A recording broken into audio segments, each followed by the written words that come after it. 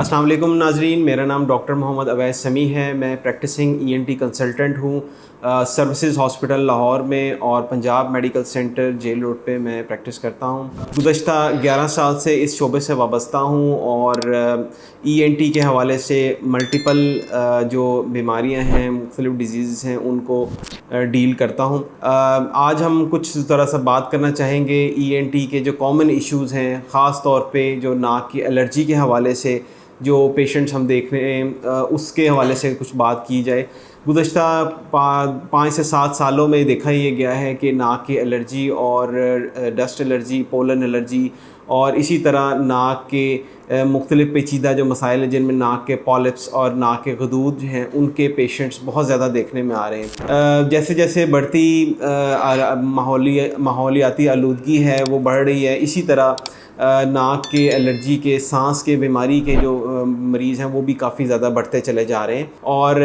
इसमें मेन जो इशू है, जो मेन फैक्टर आ रहा है वो एयर पोल्यूशन इंडेक्स जो है वो जैसे जैसे एयर क्वालिटी इंडेक्स हमारा गिरता चला जा रहा है, इसी हवाले से ENT के पेशेंट्स भी वो बढ़ते चले जा रहे हैं। तो मेरा इस ख़ास वीडियो मैसेज के ज़रिए अपनी व्यूअर्स को ये मैसेज देना मैं ज़रूरी समझता हूँ कि ENT के जो अमूमी सिम्टम्स होते हैं, नाक कान गले के एलर्जी के जो सिम्टम्स हैं वो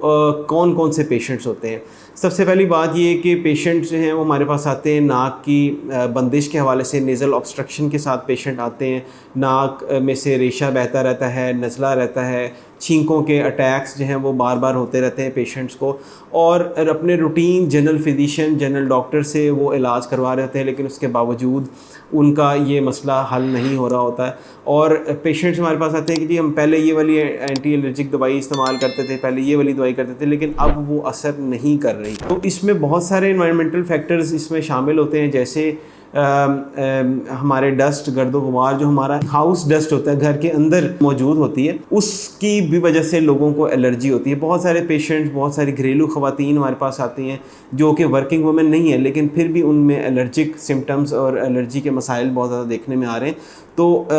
ये समझ लेना ज़रूरी होता है कि जो हाउस डस्ट होती है, घर के अंदर जो डस्ट होती है, जो हमारे कारपेट्स पे, हमारे कर्टन्स पे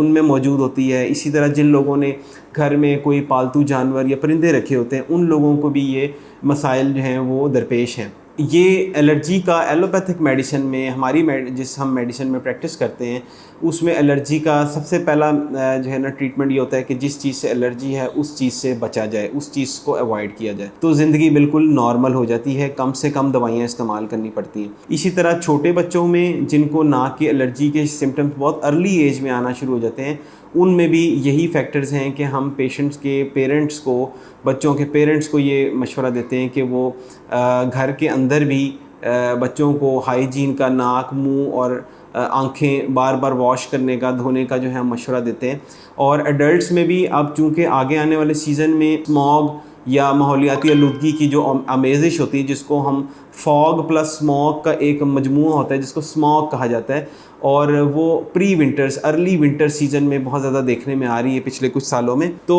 उन पेशेंट्स की जो हैं वो प्रॉब्लम्स वो ज़्यादा सीवियर होती हैं नॉर्मल पेशेंट्स की निस्बत। जिन लोगों का दमे का, एस्थमा का प्रॉब्लम है, स्मॉग वाले सीज़न में उनके वो सिम्टम्स बहुत ज़्यादा बढ़ जाते हैं और उनको सांस लेने में नॉर्मल रूटीन में भी बहुत ज़्यादा दुश्वारी आ रही होती है। तो दूसरा मैसेज जो है वो मेरा यही है कि नाक को और मुंह को, चेहरे को कवर करके रखें, कपड़े से या मास्क से कवर करके रखें।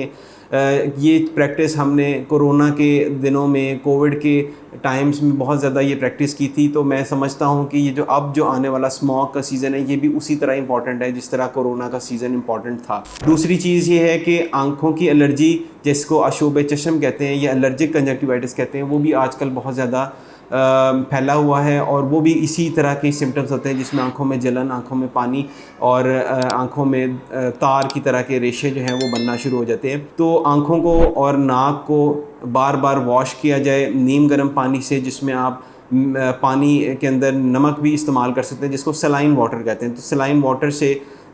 بار بار جو ہے آنکھوں کو اور ناک کو اچھے سے واش کیا جائے، جس سے یہ الرجک کنجنکٹیوائٹس کے اور الرجک رائنائٹس یعنی الرجی کے پیشنٹس میں کافی زیادہ ریلیف مل جاتا ہے۔ سانس کے جو دمے کے پیشنٹس ہیں ان کے لیے میرا مشورہ یہ ہے کہ وہ اپنا انہیلرز اور جو سانس کی تکلیف کے حوالے سے جو دوائیاں ان کو تجویز کی گئی ہیں وہ اس کا ریگولر استعمال کریں، اس میں ناغہ نہ کریں۔ اگر ان انہیلرز یا دوائیوں کے استعمال کے باوجود ان کو سانس میں دشواری ہے تو اپنے مستند ENT ڈاکٹر یا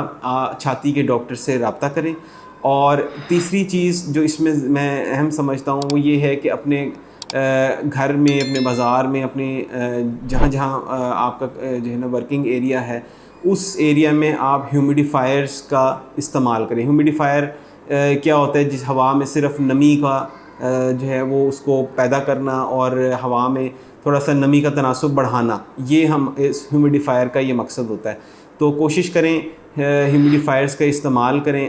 اور ناک اور گلے کو اور آنکھوں کو بار بار واش کرتے رہیں۔ اپنی فیملی کا بہت سارا خیال رکھیے گا۔ بہت شکریہ۔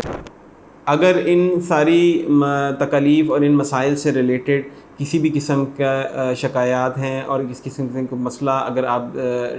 کنسلٹ کرنا چاہتے ہیں تو نیچے دیے گئے لنک پہ اور ڈسکرپشن میں نمبر دیا گیا ہے، اس پہ آپ رابطہ کر سکتے ہیں اور انشاءاللہ آپ کو بیسٹ کنسلٹیشن جو ہے وہ انشاءاللہ ملے گی۔ Thank you.